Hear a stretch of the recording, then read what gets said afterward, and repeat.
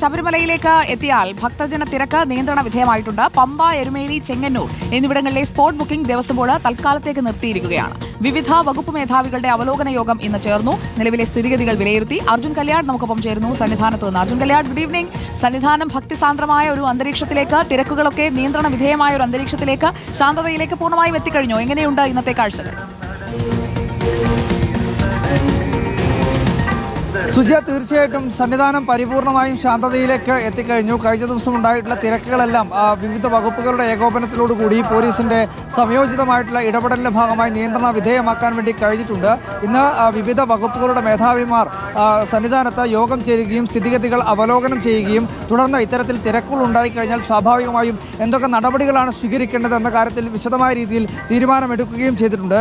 ഏറ്റവും പ്രധാനമായി ഇന്നിപ്പോൾ രാത്രി 8 മണി വരെ, അതായത് ഇന്ന് പുലർച്ചെ 3 മണിക്ക് നട തുറന്നത് മുതൽ രാത്രി 8 മണി വരെ 75,000-ലധികം അയ്യപ്പ ഭക്തന്മാർ 18ാം പടി കയറി എന്നുള്ളതാണ് കണക്ക്. പമ്പയിൽ നിന്നും വൈകുന്നേരം 5 മണിക്ക് മല കയറിയവർ പോലും ഇപ്പോൾ ദർശനത്തിന് വേണ്ടി സോപാനത്തിന് തൊട്ട് അരികിൽ എത്തിക്കഴിഞ്ഞിട്ടുണ്ട്. അതായത് ഈ ക്യൂ മറ്റെവിടെയും ഇല്ല. ഈ വലിയ നടപ്പന്തലിൽ മാത്രമാണ് നിലവിൽ ഇപ്പോൾ ക്യൂ ഉള്ളത്. ഏകദേശം 2 മണിക്കൂർ സമയമെങ്കിലും വലിയ നടപ്പന്തൽ ക്യൂ നിൽക്കേണ്ടി വന്നു, അല്ലെങ്കിൽ അത്ര മാത്രമേ ക്യൂ നിൽക്കേണ്ടി വരുന്നുള്ളൂ എന്നുള്ളതാണ് അയ്യപ്പ ഭക്തന്മാർ പറയുന്നത്. എന്തായാലും ശബരിമലയിൽ തിരക്കൊഴിഞ്ഞിട്ടുണ്ട്. സ്പോട്ട് ബുക്കിംഗ് 5000 എന്ന സംഖ്യയിലേക്ക് ചുരുക്കിയിട്ടുണ്ട്. അല്ലെങ്കിൽ അതാണ് പ്രധാനമായും ഇങ്ങനെ ഒരു തിരക്ക് കുറയാൻ കാരണമെന്നുള്ളതാണ് ശബരിമലയിലെ ഉന്നത ഉദ്യോഗസ്ഥരോടൊക്കെ സംസാരിക്കുമ്പോൾ മനസ്സിലാകുന്നത്.